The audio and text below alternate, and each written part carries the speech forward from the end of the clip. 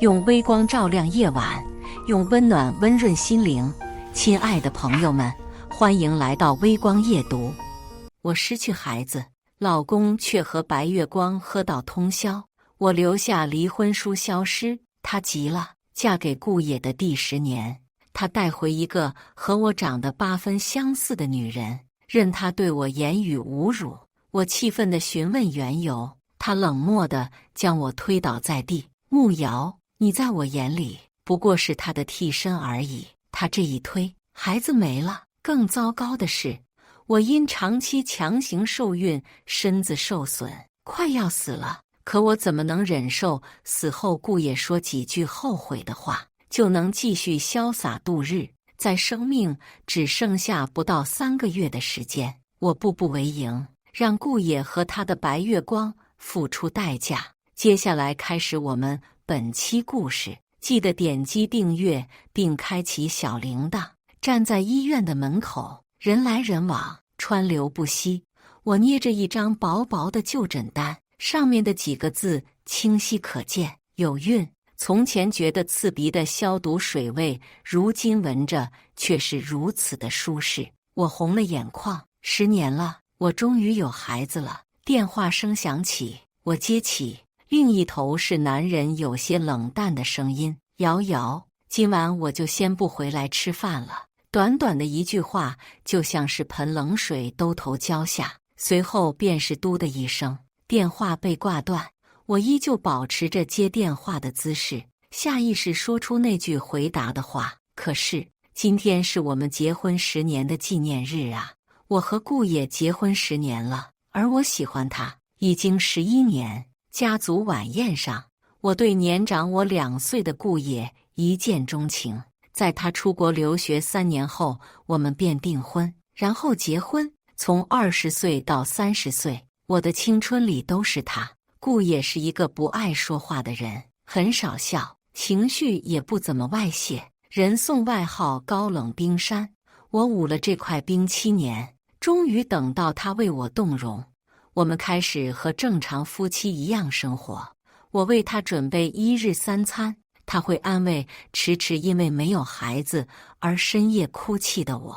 为了怀孕，我尝试了试管婴儿，打了无数的催卵针，终于如愿以偿。只是现在，这个美梦即将要变成噩梦。医生说我强行受孕，身子有损，如果坚持要这个孩子，很有可能会难产而死。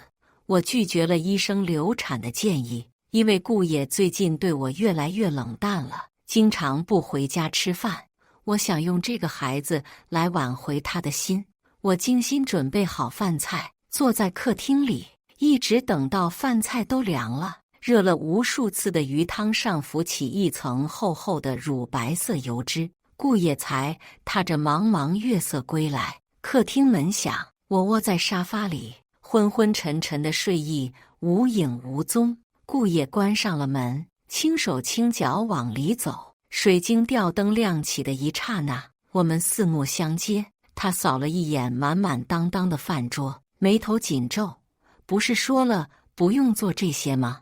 你还等我干什么？新学了几个菜，想着做给你尝尝来着。顾野有些不耐，这些让阿姨做就行了。我没有说话，默默地替他脱去身上的西装外头。一股刺鼻的酒味钻入脑髓，我忍下作呕的冲动，视线落在他衬衫上的口红印，迪奥999号色，这是林婉最喜欢的色号。在我结婚10年纪念日上，我的丈夫和他的白月光喝得酩酊大醉。我应该质问他的，质问他为什么要去见出国留学那时候认识的女生，还喝得一身酒气。可我张了张嘴，最终还是一句话都没有说。原本藏在袖口的就诊单被我揪成一团，扔进了垃圾桶，好像一切都没有发生。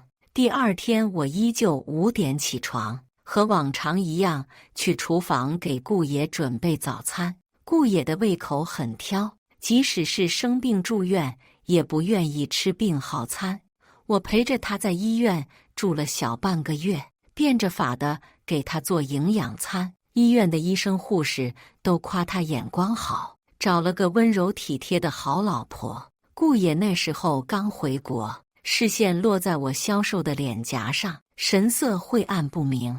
在病房里只剩下我们2个人的时候，他沉吟许久，开口：“慕瑶，我们结婚吧。”我刚准备拿起刀削水果，听见他这话，险些滑到手，有些难以置信地问他：“你说什么？”他又不说话，过了一会才开口：“不愿意算了。”我这次终于反应过来，顾爷他这是在跟我求婚。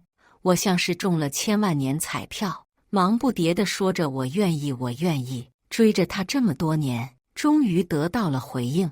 穿上洁白婚纱照镜子的时候，我突然想起有人曾经对我说：“顾爷是被你感动了而已，他又不缺护工。”顾爷是一个工作狂魔，刚结婚的时候便整天整夜的不着家，因为忙起来就顾不上吃饭，甚至得了胃病，3天2头就要光顾医院。我早上起来就给他做好早餐，看着他吃完才能放心。有时候起得晚了，便让他装在饭盒里带到公司去。一晃10年，这些事情也变成了我生命里的一部分，难以割舍。顾爷今天起得比平时早，我的三明治做到一半，他便急匆匆地拿了往外赶。临走时，他回头瞧着系着围裙站在厨房里的我，冷若冰霜的脸上终于有了一丝暖意。我出门了，瑶瑶，你在家好好的，路上注意安全。我目送着他离开，和之前无数个早晨一样，待在家里。我觉得有些闷，便临时起意要出去逛逛。我拒绝了管家安排人开车的好意，独自一人开着车去了商业街。商店里琳琅满目，摆满了亮晶晶的饰品，钻石、黄金、水晶，都是些价值不菲的奢侈品。我一抬头，顾野公司大厦引入眼帘。我恍惚间想起快要结婚的时候，他带着我来这里挑戒指，要了一个价值上亿的鸽子蛋。婚礼上，我的那枚钻戒被登上了各大报纸，大家纷纷夸赞顾爷宠妻。我以为我们能一直做大家口中的神仙眷侣，一辈子和和美美。可现实却给了我当头一棒。我看着顾爷笑意盈盈，揽着他的白月光，甜蜜地走进一家咖啡馆。路过的垃圾桶里放着的是我未做完的三明治。林婉和顾野那些朋友口中说的一样，及腰的长发，清纯的脸庞，白皙的皮肤，和女大学生并无两样。顾总，你现在可是发达了，不过这三明治做的也太难看了，我给你扔了呀。随便。顾野揽着她，嗅着她发间的香气。林婉隔着咖啡馆的玻璃窗看见了呆呆站着的我，她的表情一变再变，最后惊喜地朝我招手：“慕瑶，好久不见。”她的眼睛弯弯，笑得人畜无害。她朝着我走来，下意识想要和我握手，却在看见我无名指上的鸽子蛋后愣了一下。“这是你的结婚戒指。”林婉笑道，“蛮好看的，不过你现在手背上好多伤疤，不适合戴这个了。”细闻，近10年如一日的给顾爷准备1日3餐，能没有伤疤吗？我的厨艺是一个一个被油溅出来的血泡练出来的，顾爷知道的。我朝他点点头，2只手握拳，指甲刺进肉里，心口疼得发紧。在那一个瞬间，我突然很想逃跑，因为我日渐苍老的面庞与他充满活力的朝气相比，实在是太没有竞争力了。可我不甘心，报复的心思就像是野草着火，一吹便生。顾也是不会出轨的，因为在我嫁给他之前，家族之前签订了契约，2家结为姻亲之后必须无条件帮扶对方。夫妻任何一方出轨都必须要净身出户。也正是因为如此，他的顾氏企业才能够蒸蒸日上。不管是为了财产，还是因为道德感的枷锁，他都不会出轨。可是，一纸婚约拦得住他的人，却拦不住他的心。在我尽力想要扮演好一个妻子角色的时候，他早已经变心了。中午回来的时候，顾野给我带了礼物，一颗十分耀眼的蓝宝石戒指，耀眼的我几乎想要流泪。只是老同学叙旧而已。他漫不经心地开口，一边观察着我的反应。顾野很少送我礼物，也很少主动和我说什么，大部分时候都是我说他听而已。但现在他这样做，无非是想要向我示好，弥补早上的愧疚。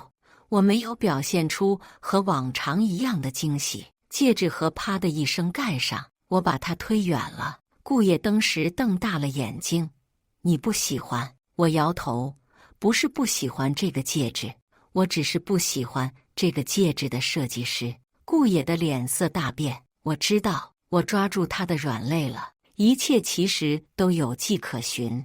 那颗鸽子蛋如此有名，稍微一查便能知道是谁的杰作。林婉在国外修的就是设计学，无论是结婚的鸽子蛋，还是今天的蓝宝石戒指，都是他的作品。我有些恶心，顾野拿他旧情人的作品送给我，是觉得我好骗吗？你误会了。顾野神色有些慌张，眼神躲闪。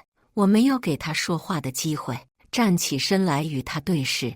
你这是出轨，我要让你净身出户。日光透过玻璃窗，折射出漂亮的七彩光芒。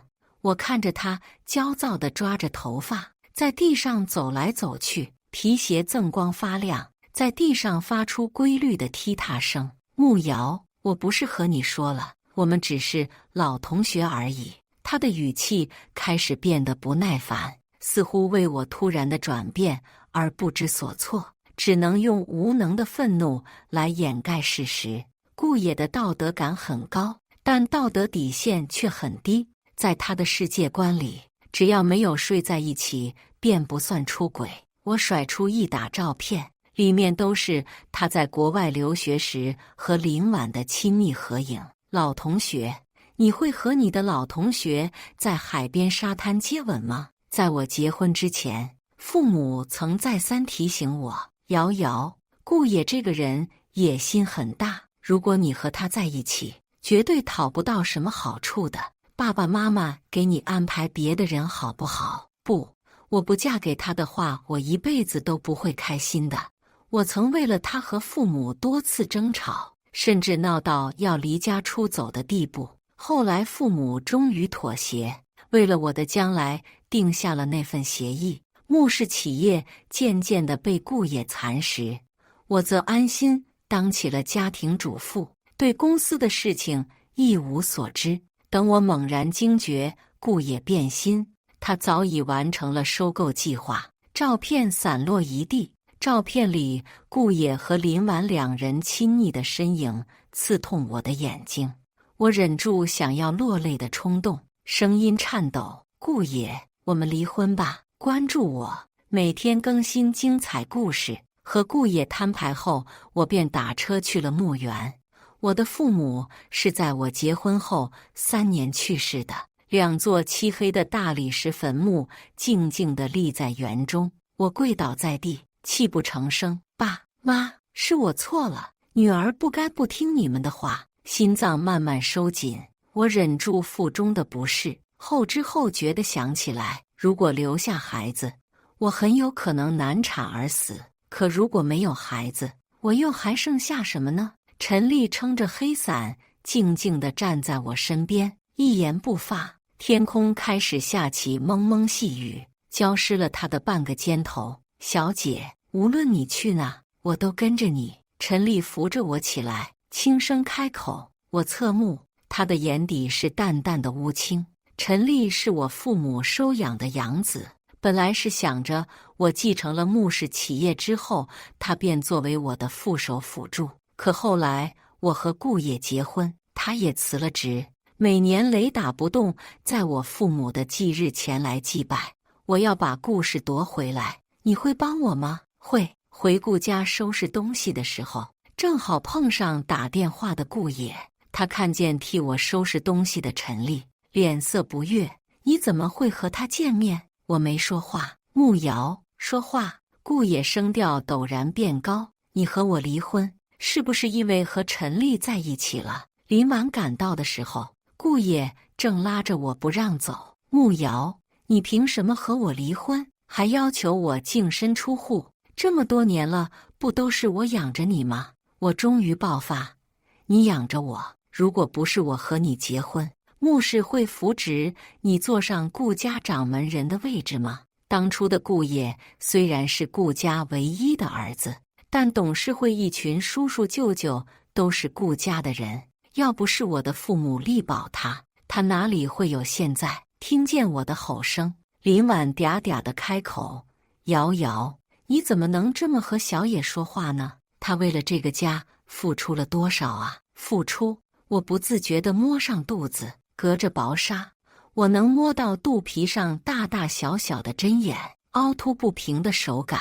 每次为了怀孕喝无数令人作呕的中药，每周2次的医院检查，还有顾野周围朋友异样的眼光，我只觉得身心俱疲，转身欲走。顾野的声音冷肃：慕瑶，你以为你是谁？你离开我，一个年老色衰的老女人，有谁会要你？他将烟头一甩，火星子瞬间将我的手背烫出一个疤。我吃痛挣扎，却被他死死地抓住手腕，不得动弹。突如其来的疼痛让我不由自主溢出了泪水。我的视线模糊，颤声道：顾野，你当初娶我，是真的喜欢我吗？他双目通红：慕瑶，你太看得起自己了，我娶你不过是因为你是穆家唯一的女儿。砰的一声，陈丽一拳将顾野撂倒，两个男人扭打在一起，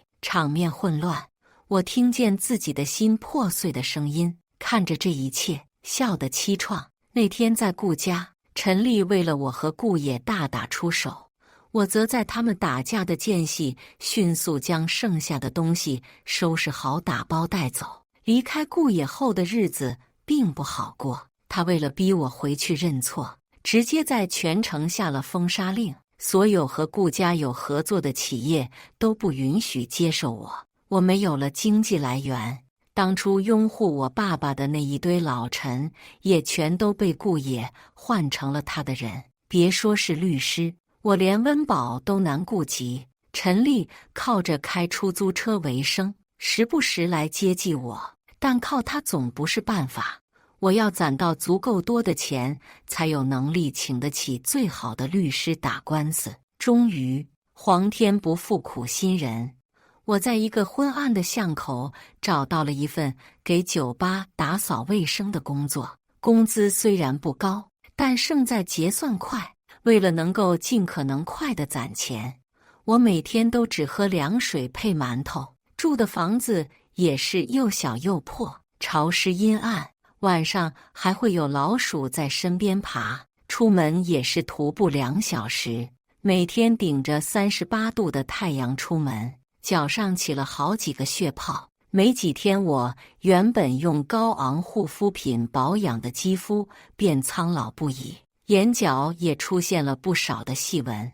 一天早上照镜子的时候，我在头顶发现了一根白发。原来我早已经不年轻，只是从前有人护着，竟对外界的危险一无所知。酒吧上班的时间是在凌晨2点，我和往常一样，按照主管的吩咐进了一个包间，里面是吐了满地的瓜子壳和凌乱倒在地上的酒瓶子。灯光昏暗，我小心翼翼摸着墙边往里面进，蹲下身子，一点一点将污渍清除干净。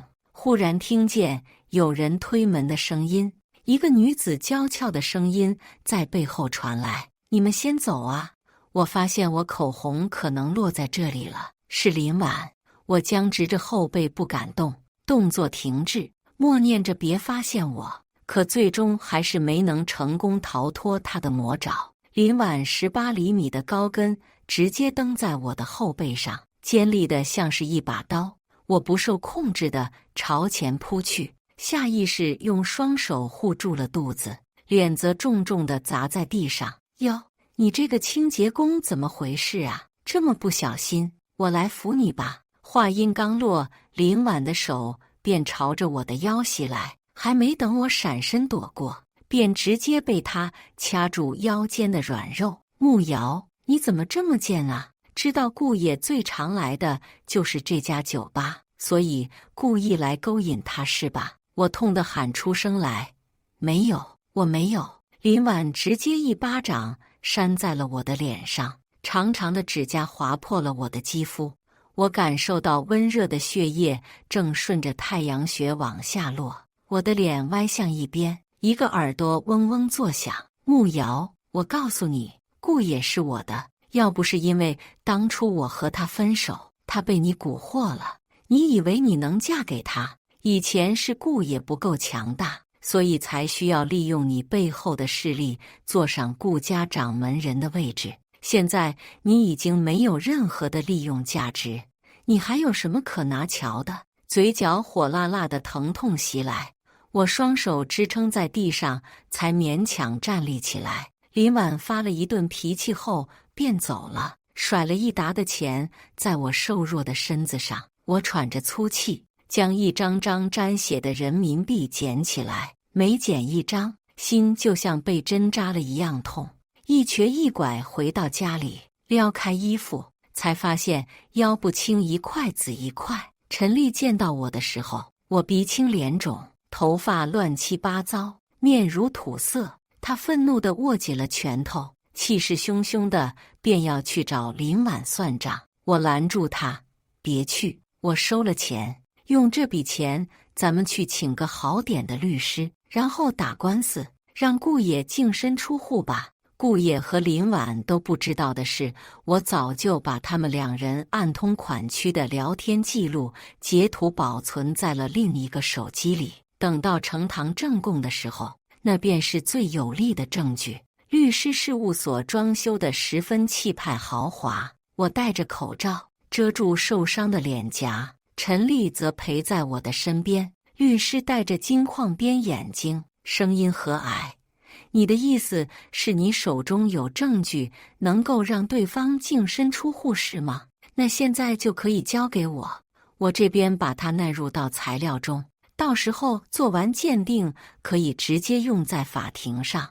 我与陈丽对视一眼，随后将手机交给了律师。律师接过手机的时候，信誓旦旦地向我们保证，等到开庭的时候，一定能将顾野和林婉这两人一网打尽。我心里似乎又重新燃起了一股名为信心的火。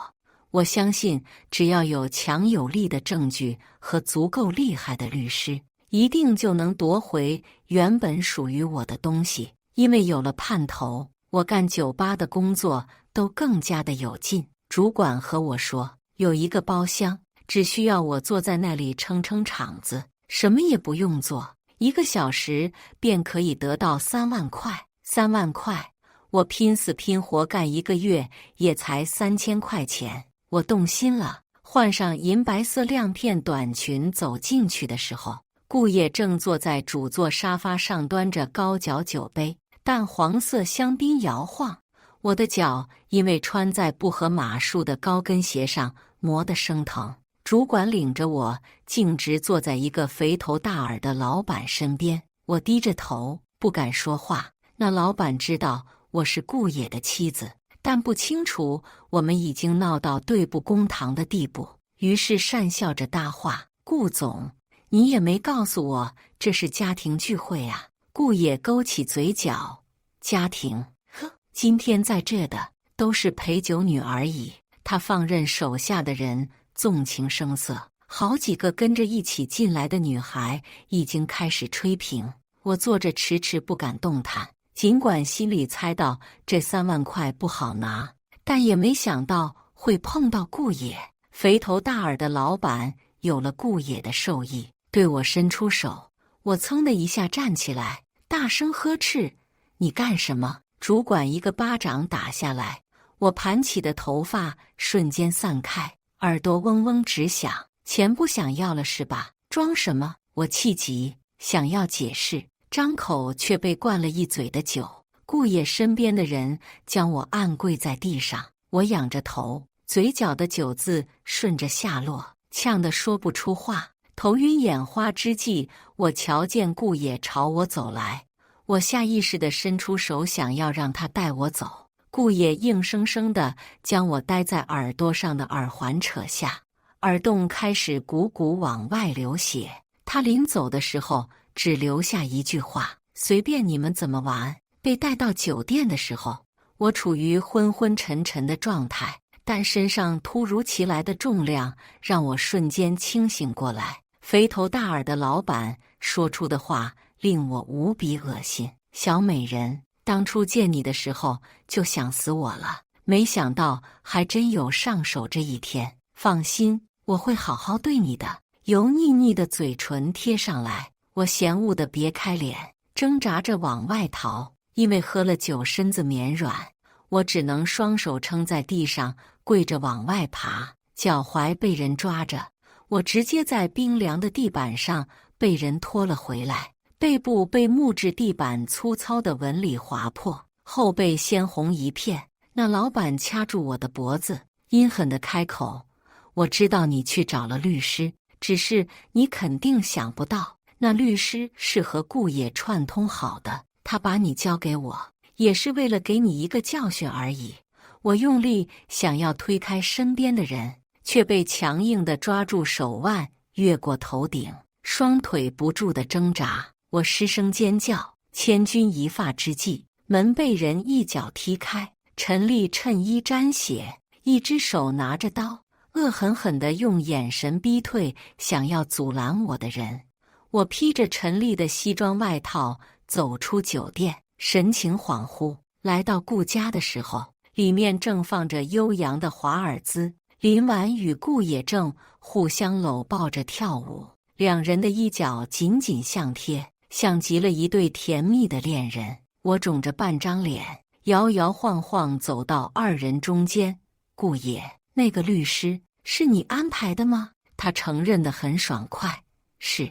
你觉得你斗得过我？那手机我已经销毁了，没了证据，你想要逆风翻盘？下辈子吧。林婉顶着我花了的口红，笑得一脸旖旎。哟，慕瑶，你的魅力可真大，不光是陈立潇想着你，就连小野身边的人对你也是颇为照顾呢。我看着他和我如此相似的脸，只觉得无比恶心。顾野，和你在一起这10年，我自问做得足够好。你生病，我不眠不休，衣不解带地照顾你，最后自己落得精神衰落。你当初争公司，我逼着我爸妈把所有股份转让给你，扶植你上位，而我自己则放弃了国外进修的邀请，当了你背后的女人。可你呢？你是怎么对我的？顾野眼神闪过一丝愧疚。瑶瑶，我没想做得这么绝的，只要你能回来，你和陈丽的事情我可以既往不咎。他的话刚说一半就被打断，林婉尖利的嗓音在大厅回荡：慕瑶，你有什么资格回来？你只不过是我的替身而已。我上前一步，顾野却以为我要伤害林婉，直接伸手一推，我猝不及防地被他推倒在地，带着已经显怀的肚子重重地摔在了地上。一瞬间，我的世界被黑暗弥漫，闭上眼昏了过去。顾野看着地上一滩散开的鲜血，彻底愣了。孩子没了，病人的身子很难再受孕了，因为打了太多的针强行保胎，病人忧思过度，只剩下不到3个月了。医生的话还在耳边回荡。我睁开眼睛，盯着头顶的白色天花板愣神。顾野捧着一碗白粥，小心翼翼地靠近我。瑶瑶，喝点粥吧。他的声音温柔，是我从来没有见过的。我强忍住泪水，沙哑着说话：你走，我不想见到你。顾野握着勺子，将粥喂到我的嘴边，摇头：我不走。瑶瑶，都怪我不好，是我一意孤行，不肯听你解释，这才酿成大祸。你回来吧，我把林婉赶走了，是他和我说你和陈丽早就好了，我才一时昏了头。瑶瑶，你原谅我吧。我一把打翻了勺子，滚烫的粥溅到脸颊。你给我滚！病房门被关上，我把陈丽喊了进来。陈丽和我说，顾也知道孩子没了以后神情郁郁，意识到林婉所说的我与他好上的事情完全是虚假捏造的。我冷笑，握紧了拳头，对着陈丽说道，我一定会把一切都夺回来。顾也将我接回了家，每天都给我煲汤煮饭，夜里怕我受凉，提前把被窝暖好，再抱我进去。院子里种满了我喜欢的风铃，一大片的紫色。无论工作到多晚，他都一定会先去洗澡，防止酒味熏到我。我对他做的这些讨好我的事情，一直都不冷不热，直到林婉再次上门挑衅我，我意识到是时候了。慕瑶，你现在是不是很得意呀？我真没想到，顾也居然真的喜欢你这样的，你根本就配不上。啪的一声，林婉被顾也打翻在地，他跪在地上，难以置信地看着眼前的人。小野，你怎么？够了，林婉，你说你在国外一直惦记着我，我早就查到你那一大堆的前男友，慕瑶才是真的爱我的，你给我滚！我看到林婉苦苦哀求解释，却被顾也扫地出门的凄惨模样，一点也笑不出来。晚上顾也再次摸上我的床，搂住我的脊背时，我转过身，将脸贴近他的胸口，小声地说道，顾也，我们重新开始吧。顾也将我紧紧搂住，像捧住一个失而复得的珍宝，一个接一个的吻落在我的额头、发间。好，我们似乎又重新回到了当初恋爱的时候。我每天一大早起来给顾爷买菜做饭，研究他喜欢的新菜式。他会在我生日的时候带我去游乐场，准备一屋子的玫瑰花讨我欢心，流水的珠宝首饰往我房间里送。如果不是手背上的伤疤还在，我险些要忘记过去的苦痛。顾爷下班回来，看见系着围裙在厨房打转的我，心疼的双手将我环住。瑶瑶，我舍不得你这么辛苦。我摇头，我想在我还在的时候多给你做点好吃的，这样你吃到这道菜的时候就会想起我。这是我第一次提起关于生死的话题。顾也将食指抵在我的嘴上，示意我不必再说。我眼角含泪，我知道自己没多少日子了，只是我想回穆家祖宅，到时候让我能和穆家祖先们葬在一起。顾也没有犹豫，尽管知道那意味着要将名下大部分股份转让给我，他也是毫不犹豫的便签署了。你想要的我都会给你。我生日那天刚好是周末，顾也早早地陪着我去了大商城。洁白的婚纱被推着出来的时候，我尚且处于惊诧的状态。顾也单膝跪地，手上举着一个纯色素银戒。瑶瑶，我知道过去的我很混蛋，做了很多伤害你的事情，但你放心，以后的日子我一定好好保护你。他重新为我举办了一个小型的婚礼，我头顶皇冠，挽着顾也的手朝前走去。然而林婉尖利的叫声不合时宜地响起，慕瑶，你去死吧！闪着厉光的刀刃瞬间扎进我的心脏，血液喷溅了一地，我却无比的畅快。林婉手上沾了人命，彻底逃不掉了。周围人四散而逃，顾也搂着我，慌张地开口呼救。我颤抖着手抓住他，颤声道：顾也，一定要替我处置林婉。顾也温热的眼泪落在我的脸庞。好，你别走，瑶瑶。我喃喃道，我是真的想和你在一起一辈子。我的墓地被安排在穆家的老宅，和父母的墓碑连成排。陈丽面容冷峻，依旧撑着那把黑伞，黄色的冥纸在银色的盆内燃烧，照亮他落寞的眼神。小姐，你走后，顾野用非法的手段将林婉折磨得不成人样。我趁着他不注意的时候拍了下来，然后报警。林婉被关进了监狱，顾野因为犯法也被关进了警察局。他名下的财产全都转移到了你的名下。当初的那份协议，我没想到你会将所有的财产转给我。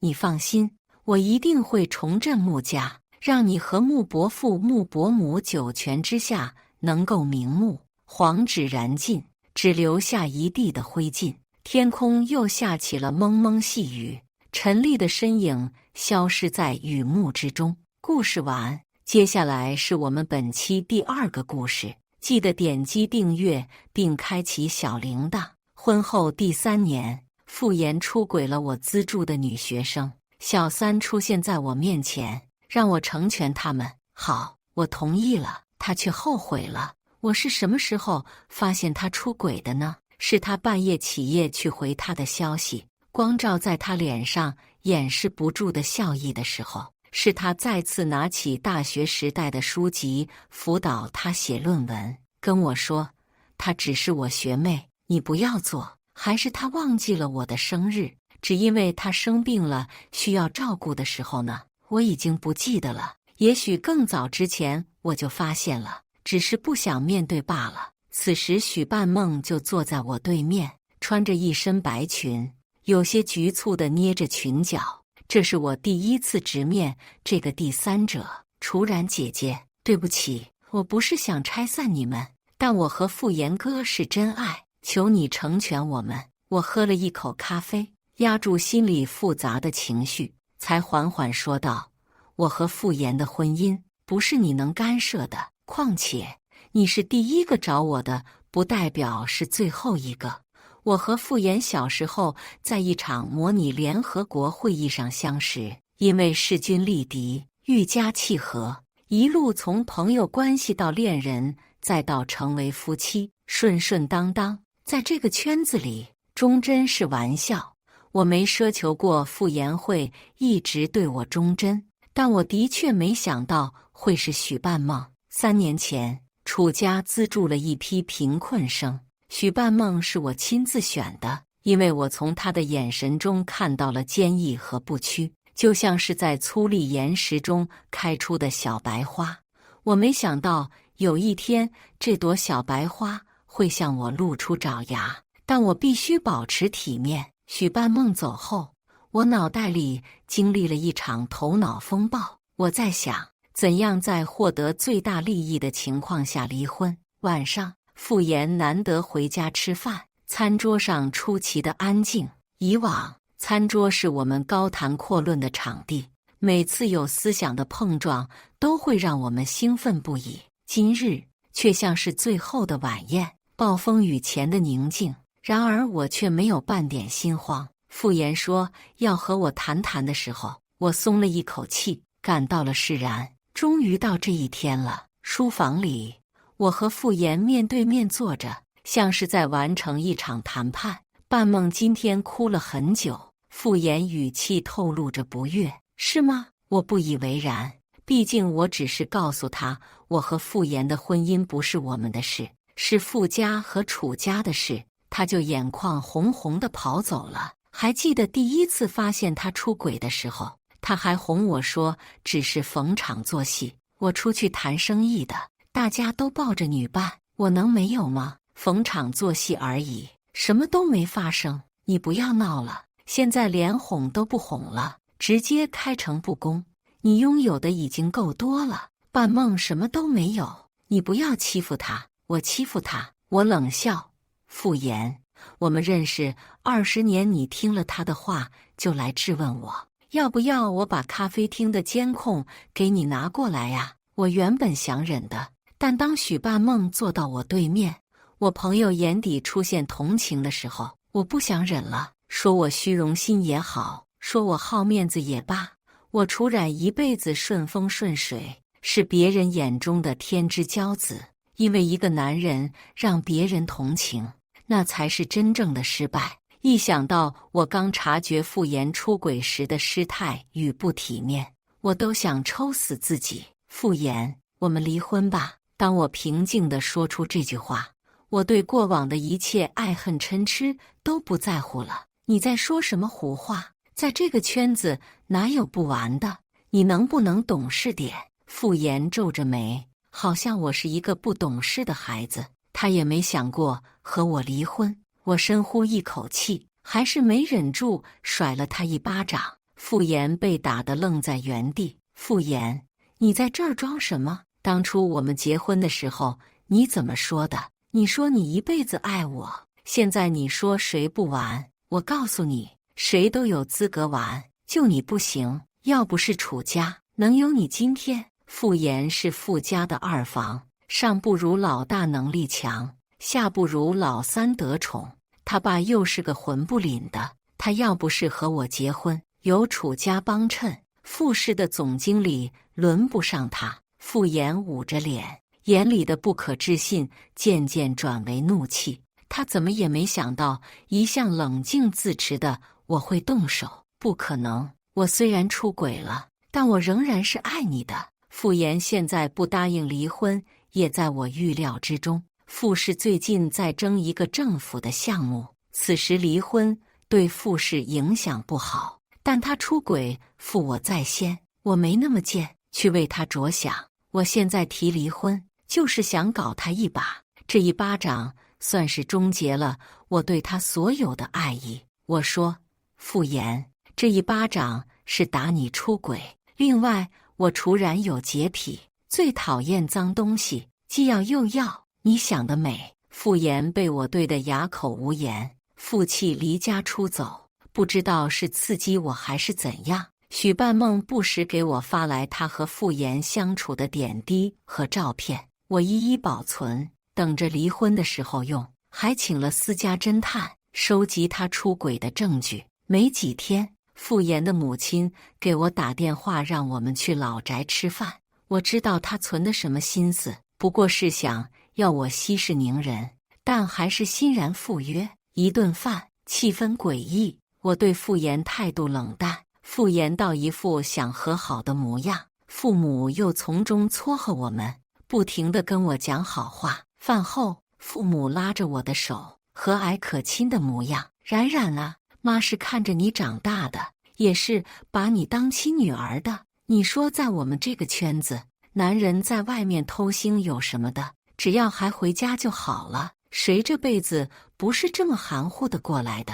我笑着打断父母的话，妈，你早就知道傅岩出轨了吧？他不仅知道，还知道傅岩这一年是如何待我的。父母脸色一僵，我这不是怕你伤心吗？怕我伤心，是怕楚家不支持傅岩吧？我继续说着，楚家和傅家旗鼓相当，我没必要忍着。再者，别人能忍，我忍不了。父母不赞同地拧了拧眉头。冉冉，你们离婚影响的不只是你们，还有楚家和傅家。我反握住父母的手，妈，您当傅太太当得开心吗？据我所知，您当初得知爸出轨的时候，也想过离婚，就是因为我经历过，才来劝你。你们还小，不懂事，傅岩知道错了，你们到时候再要个孩子，他肯定会收心的。我问，你还记得你叫什么名字吗？这么多年，大家都叫你傅太太，谁还记得你叫陈真？当初您也反抗过，您知道守着一个心在外面的男人的痛苦，所以今天何必再来劝我呢？父母愣了许久，抬眼看着仍在桌前高谈阔论的男人们，在我快走的时候才提醒我，他们不会同意你这时候离婚的。我整理了一下衣裳，声音笃定，我想做的，没有做不成的。傅岩不同意离婚，没关系。没过2天，傅岩出轨的消息满天飞，有图有证据，他没得反驳。而我的新闻则是面容憔悴，深夜买醉，谁看了不说一句为了一个男人不值得？傅岩名声扫地，特意打电话过来骂我，楚然你还要闹到什么时候？我出个轨而已，你就要搞死我吗？你真是太恶毒了！亏我还想跟你和好，要知道你这样，我早就跟你这种人离婚了。是啊，他早就想离婚了，所以他冷暴力我，不回应，不主动，不搭理。我急躁生气，他只会冷淡地说：“你不要胡思乱想。”那时候我有多无力崩溃，现在我就要他也体会一遍。所以我选择在他最需要名声的时候放出消息。今天富士的股票跌了10个点，他现在肯定焦头烂额。我淡定地磨着指甲，吹着指甲上的灰，根本不把他骂我的话放在心上。你什么时候有空民政局走一趟？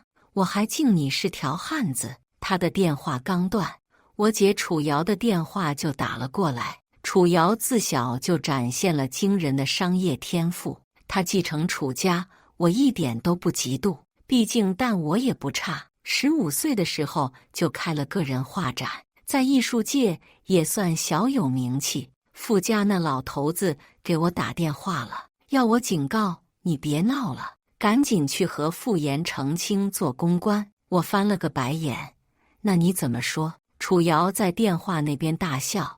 我把他骂了一顿，说你有楚家撑腰，离婚了也有楚家养你。接着就开始劝我早就说过让你回楚家帮我，你随时可以回来。我想都没想便拒绝了。我和他同父异母，自他商业天赋显露时，我便知道楚家的商业未来和我一点关系都没有了。卧榻之岂容他人酣睡？他试探我，想看看我有没有野心。若我有，楚家可就不一定帮我了。我没有野心，楚瑶是不介意当个好姐姐的。你知道我对这些不感兴趣。要是姐姐能投资我办几场画展，那我却之不恭。楚瑶满意的笑了，一口答应我的要求。你想办的时候，我一定大力支持。由楚家出手，傅岩连负面消息都压不住。期间他像个疯子似的给我打电话，一会儿说软话，一会儿装可怜，一会儿破口大骂。傅家人口众多，一堆傅家人等着傅岩倒台。傅家的竞争对手也在此时火上浇油，一时之间傅岩的处境如烈火烹油。而我被拍到几次去酒吧买醉，又有楚家保驾护航，网友对我的同情达到了顶峰。傅岩不肯离婚，我就找许半梦。你说我都逼他成这样了，他还不肯离婚，是不是对我余情未了？找许半梦后的第3天，傅岩就同意离婚了，不过条件是让我帮他澄清。我同意了，并以此为要挟分走了他大半的财产。我威胁道：傅岩，你要想名声扫地，大可以看看我手里还有什么料。傅岩气得不行，又没有办法，只能答应。要怪只能怪他对我一点都不设防，以为我对他一点心机都没有。但有一点他说对了，在这个圈子的哪有什么好人，也就他单纯。从民政局走出，傅岩对我恶语相向：楚冉，你不愧是小老婆生的，见钱眼开，为人恶毒，一点都不如半梦善解人意。我当初真是眼瞎找了你这种人。我站在车前，紧握着车把手，冷笑道：我是小老婆生的，也比你兄弟姐妹一大堆的强。没了楚家撑腰，希望你在傅家还能挺直腰板。果然，曾经是最亲近的人，嘴里才能吐出最戳人心窝子的话。临走前，我又送了他一份大礼。媒体前，我欲言又止，言辞闪烁，说出我们之间没有小三，只是感情不和。希望大家不要再听信流言。这场欲盖弥彰表演让傅岩的名声再一次跌落谷底。他再给我打电话，我直接挂断拉黑。他让我澄清，我澄清了，别人怎么想我了，控制不了。后来听说那个项目傅家没拿到，被楚瑶捡了漏，傅炎在傅家的地位不保，而我准备拿着傅家分我的财产出国留学。楚瑶提出送我出国进修美术的时候，我欣然答应。大家都清楚，一个女人不执着于婚姻和男人，那就要向其他方向发力了。楚瑶不会希望我插手楚家，我只能爱好艺术。而且楚瑶拿到项目，心情极高，大手一挥，给我账上打了2000万。我高兴还来不及呢。我和傅炎离婚，让我身边的朋友很诧异。毕竟对我这个没有楚家实权的女儿来说，能和傅炎结婚是最好的出路了。更何况我们以前那么相爱，可是人人称赞的金童玉女，童话的主人公。对此，我感慨地回复：你知道为什么小说都在男女主婚礼为止吗？因为婚姻迟早是一地鸡毛，我讨厌鸡毛，又做不到视若无睹，及时醒悟对我来说才是幸事。临起飞前，是许半梦来送我的。看到他时，我诧异地挑了挑眉。虽然他为我分傅炎财产提供了很多证据，但对我来说他仍是个第三者。他来送我，怎么看怎么诡异。看得出来许半梦跑得很急，脸红扑扑的，喘着粗气。我拿着行李箱等在登机口，我有些疑惑：你来做什么？难不成是看我笑话？不能啊，我分了傅炎那么多钱，除了没了个渣男，哪有笑话给人看？许半梦微喘着：楚然姐姐，我真的很感谢你的资助，很抱歉破坏了你的家庭，但傅炎配不上你。说罢，他交给我一个袋子，里面是一条围巾，还有一张卡片，上面写着：希望你继续兴致盎然地与世界交手，一直走在开满鲜花的路上。趁我愣神的功夫，他匆匆说了一句：我等你回来。在飞机上我都在品味他的话，难不成他的目标不是傅炎，而是我？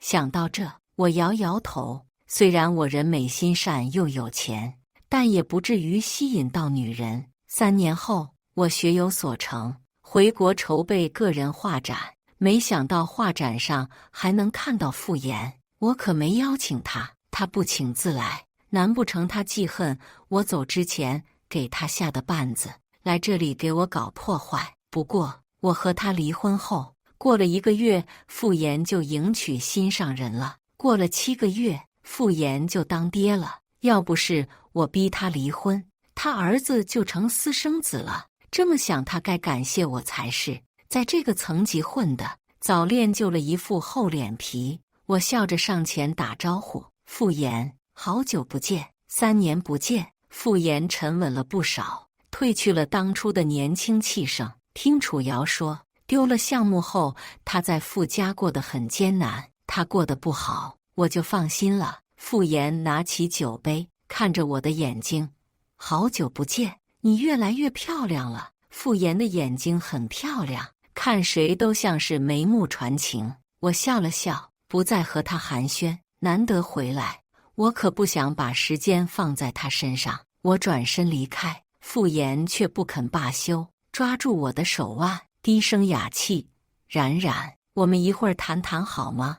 我有很多话想对你说。我使了使力，挣脱不开，我语气也冷了：傅炎，你干什么？难不成对我余情未了？我没刻意控制声音，众人纷纷将视线看过来。傅炎感到难堪，松了手。好巧不巧，许半梦出现了，也不知道他在旁边看了多久。许半梦变化真的挺大的，要说她以前像是言情剧里的小白花女主，贫穷坚韧，现在就是里面的白月光女配，贵气逼人。许半梦面无表情，傅炎满脸不耐，这对恩爱夫妻的表现真是让人疑惑。你来做什么？傅炎语气很冲，许半梦也不说话，就看着傅炎。傅炎烦躁地抓了抓头发，跟着许半梦走了。傍晚，傅炎托人带话，想和我聊聊，希望我把他拉出黑名单。我干脆地回拒了。我不傻，看得出来，傅岩想吃回头草，可我向来不爱碰别人的东西，也不想要不要的垃圾。我这时候有回应，和小三有什么区别？我也不是没有打听过他们的状态。据说和我离婚后，他和许半梦过了一阵甜蜜日子，可没了楚家的支持，他在傅家也日益艰难。傅岩又不肯相信自己能力不行，闹着出去闯了一圈的业，亏了一大笔钱，给傅老爷子气得不行，差点打死他。而且许半梦也不像普通的小白花，嫁给傅岩后，有时候过得比傅岩还忙，不是去上课学习，就是去练习仪态，还开了几家店面，听说经营的也不错。傅岩受不了在家族受挫，更受不了小白花不天天围着老公孩子转，他又出轨了。傅岩又想离婚，但许半梦的儿子把傅老爷子哄得很开心，又是第一个孙辈，老人传统观念，说什么都不同意。况且他们结婚的时候，天天宣传他们是真爱。傅家的珠宝店还拿他俩做噱头，吸引了不少营业额。现在离婚了，对品牌形象不好，离婚不成，傅岩又开始走以前的老路，不回家，不管孩子，沉迷于外面的温柔乡。但我不去找他，他却来找我了。我正在逛街买衣服呢，傅岩突然出现，刷卡买了我看上的衣服。我皱眉，没忍住地骂了一句：“你有病吧？”傅岩一副受伤的模样，声音沙哑：“冉冉，我们聊聊吧。”我打开支付宝，找到傅岩，拉回好友，把钱一分不少地转给他。来嘿，一顿操作一气呵成，转身离开，一句废话不想和他多说。他倒好，一直跟着我，没办法，现在我和他坐在咖啡厅，面面相觑。你到底想说什么？我坐在椅子上，漫不经心看着他。傅岩先是愧疚地问我：“冉冉，你这些年过得好吗？我想给你打电话问你的，但是你把我拉黑了。”说罢，还苦笑一下。我翻了个白眼：前夫哥不拉黑，难道留着过年吗？我趁机挖苦他：“前夫哥，我过得非常不错，听说你过得不怎么样呀？”他喟叹起来：“冉冉，我们毕竟在一起这么久，你讲话不要这么难听。”我冷笑一声：“这就难听了？当初你讲话可比这难听千万。”傅岩被对得哑口无言，偏过头转移话题：“我近来时常怀念我们刚在一起的时候，那时候你满心满眼都是我，还记得你第一次为我做饭，你做的惨不忍睹，但我却觉得那是世界上最好的珍馐。”我受不了了，打断他：“傅岩，你够了！你找我就是为了让我听我以前做的愚蠢事吗？你是为了羞辱我吗？”我语气很不好。傅岩有些慌乱，赶忙否认：“冉冉，你误会了，我只是很想你，我最近太累了。”傅岩摆出一副委屈的样子：“你应该也听说了，我最近在傅家的日子不好过，半梦不能给我太多助力。”我挑眉，示意他继续：“我这人就爱听背叛我的人的苦难。”他却以为我心软了，继续向我倾诉：“我真是眼下看错了人，半梦比我想的狠得多。他的亲戚找他帮忙，他竟然把人撵出去了。我原本以为她是个善良的姑娘，没想到她攀了高枝，就忘了亲人了，简直是忘恩负义。也不知道她给我家老头灌了什么迷魂，死活不肯同意我们离婚。我知道她傻逼，但我没想到她这么傻逼。我当初的确是觉得她单纯可爱，不像这个圈子里的人，才跟她谈恋爱、结婚。但是单纯过了头就是蠢了。我也懒得去批判她的思维，应付两句：“啊，对对对。”傅岩像没听懂我的敷衍，受到鼓励一般，一股脑地向我倾诉苦闷。而且他跟婚前一点都不一样，现在一点都不体贴，每天扑到他所谓的事业上，连儿子都不怎么管了。他那几个店一个月挣的钱都不够买几个包的，天天瞎折腾，什么事都要保姆做，一点都没有当妈的样。我说多生几个孩子，他还不肯，真是搞不懂他了。他那种出身，还天天抛头露面，让我丢死人了。要是我们早点要个孩子，也不会走到这个地步。我揉了揉太阳穴，好像生平第一次看透这个恶臭男。我以前怎么没发现他自私自利、狂妄自大、不尊重女性呢？我忍不住帮许半梦说话。他不帮亲戚，是因为他亲戚在他困难的时候只会落井下石，从未施以援手。帮这种亲戚不是善良，是圣母。2，你说他开店抛头露面，你扪心自问，你当初不就喜欢他学习刻苦努力吗？难道他这么努力，读了这么多年的书，就是为了在家给你生孩子当富太太吗？他要是一开始就这么想的，你还会喜欢他吗？而且你觉得孩子多就是好吗？你家孩子那么多，你天天跟别人争都争不过。3，你说他不管孩子，那孩子是他自己的呀，你管孩子了吗？你就指责他，要不是他孩子教得好，他和孩子争气，哄得老爷子高兴，你现在在富士还能当副经理吗？醒醒吧你！傅岩被我对得脸色铁青，双拳紧握。我站起身，满脸讥讽：怎么想动手？你难道想明天出一个傅岩暴打前妻的新闻头条？傅岩忍了又忍，谢丽瘫在椅子上。你们女人个个都心肠狠毒，一点都不理解男人的辛苦，懒得再搭理他。我开车走了。傅岩的母亲这时候又给我打电话：冉冉啊，听说你回国了，妈妈特地下厨做了几道你爱吃的菜，今晚来妈妈这里吃饭吧。我和傅岩离婚，父母还坚持让我叫妈，说什么就算我们离婚，她也是我干妈。我心里明白，要不是父母的娘家落魄了，他们大伯三叔家的孩子更优秀，搞得他们这一脉地位不保，他也不会再攀着我。而且楚瑶近来和傅家大伯的儿子打得火热，他们急了，我婉拒了好几次，实在不想掺和进来，但父母一再坚持。他作为一个待我不错的长辈，又是我妈的闺蜜，我也不能不给她面子，就打算过去把话说清楚。吃饭的时候，父母不停地给我夹菜，又怀念小时候的趣事。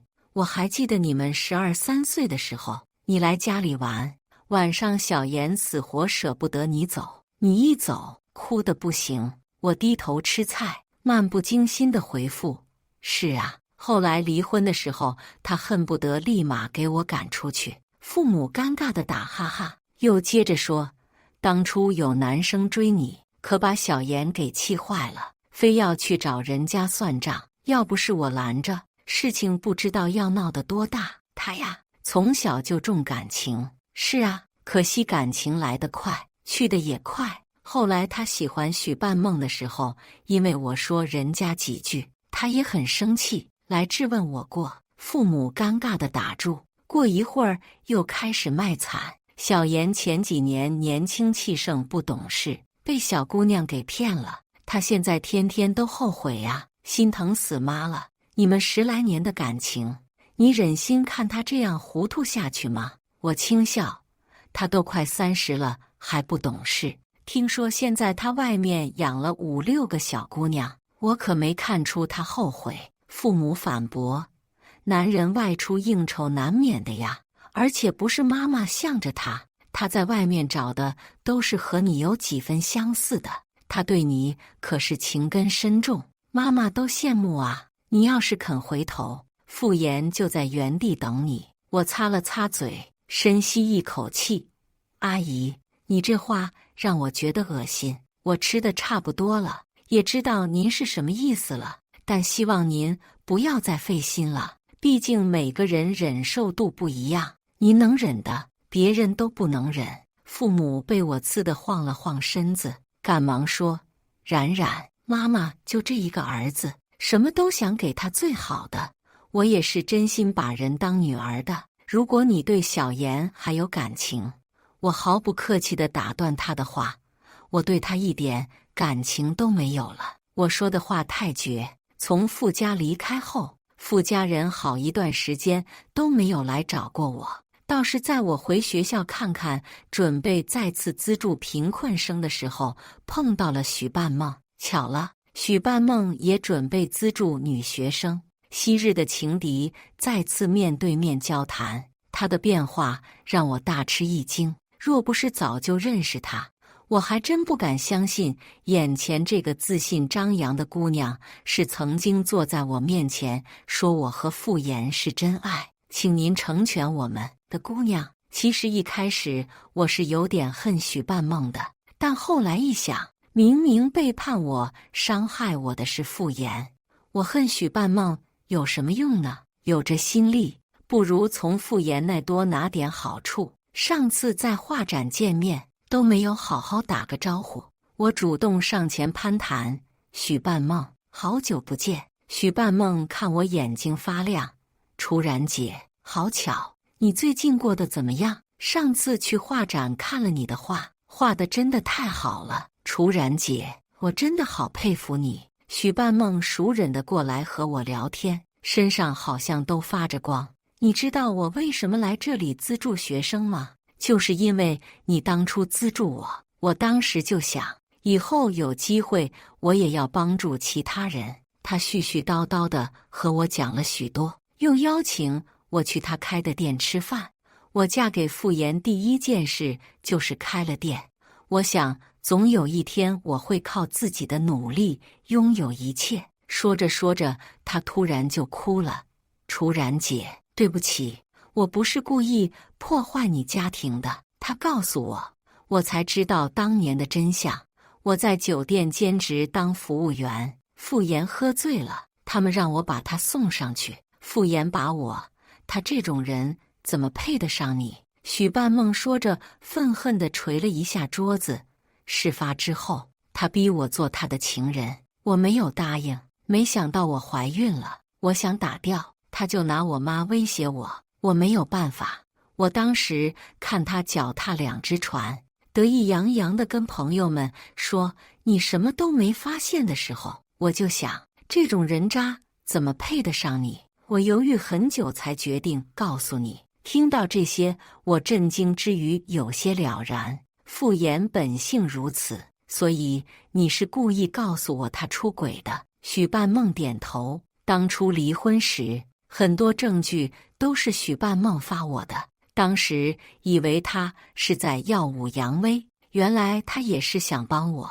我想了想，还是提醒他，傅岩最近找了好几个情人，若是再有个孩子，恐怕对你不利。许半梦意味深长地笑了笑，他不会再有孩子了。我愣住，许半梦比我厉害多了，若是给他足够的资源，他的未来不可估量。我在国内待得久了，楚瑶突然订婚了，和傅家老大的儿子，而傅岩的父亲突然从外面认了个私生子回来，那私生子一回来就进傅氏当总经理了。国内领先的科技公司梁家的小女儿对其情根深重，傅氏一时之间内部风起云涌。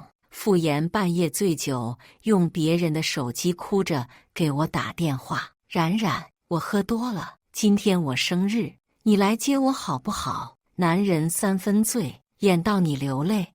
我犹记得当初我生日给他打电话，他说：“生日而已，哪年都能过，你不要这么做。”我也毫不留情面，我和你现在没有一点关系，要过生日找你老婆去。傅岩的呼吸声很重，电话里传来东西摔碎的声音，旁边还有女生被吓到的惊呼声。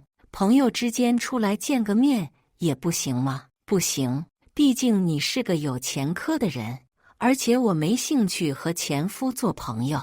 听得出来他又在无能狂怒了。楚冉，别以为我没了你不行，大把女人上赶着喜欢我哦。你看，这不是清醒得很。次日，傅炎酒驾出车祸的消息上了热搜。我想了想，只得出一个结论：活该。酒驾出车祸的亏只祸害了自己，没害别人。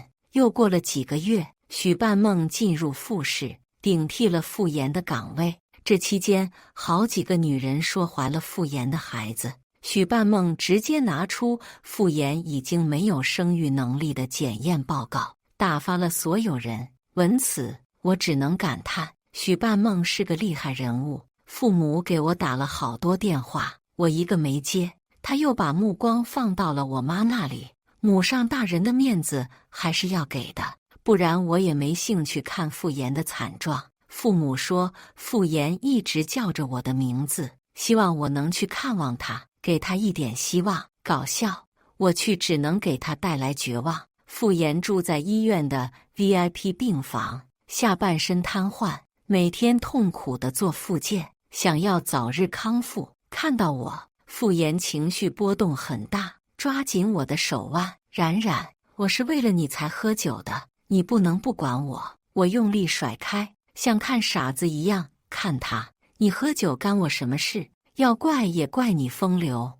非要去找小三。傅炎扑过来，我后退一步，他跌到地上。楚冉，你帮帮我！许半梦那个恶毒的女人，狼子野心，你看在我们从小一起长大的情分，帮帮我。我叹了一口气，一点都不可怜他。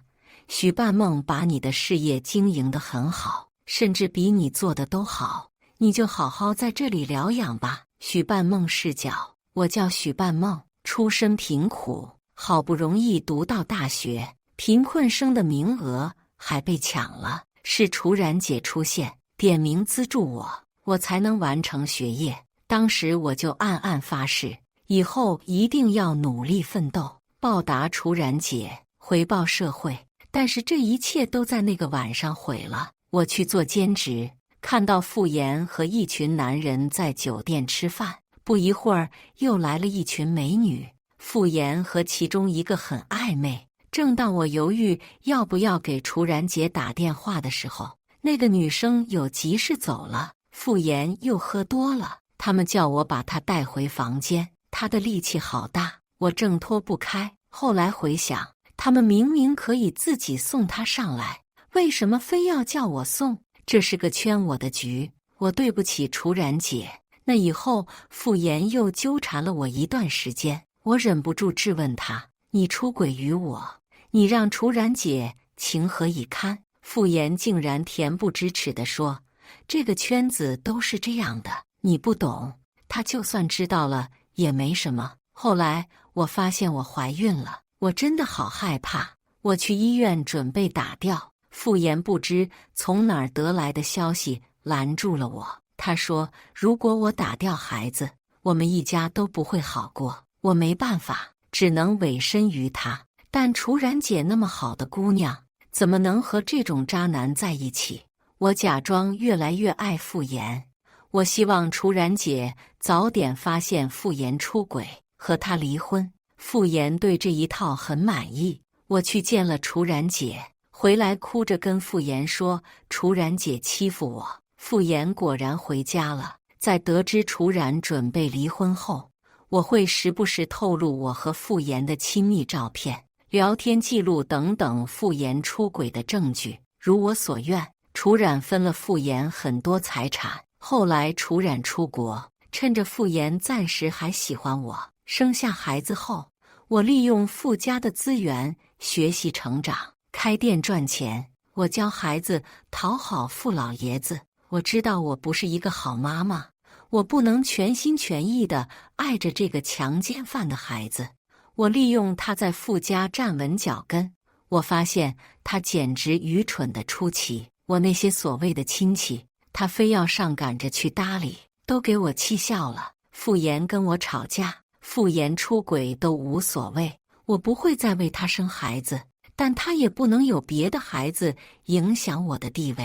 所以傅炎不能再有生育能力了。后来楚冉姐回国，这个垃圾竟然还敢去纠缠他，他怎么敢的？幸好楚冉姐没搭理他，而傅炎也终于迎来了他的报应。他出车祸瘫痪了，幸好楚然姐帮了我一把，让我如愿以偿地接手傅岩的一切。都这个时候了，傅岩竟然问我爱不爱他，真是个蠢货。感谢大家的观看。本期影片大家觉得是第一个故事精彩，还是第二个故事精彩呢？欢迎大家在下方评论区讨论。如果你喜欢这类故事，记得点击订阅微光夜读，并分享给更多的人，这会对我帮助很大。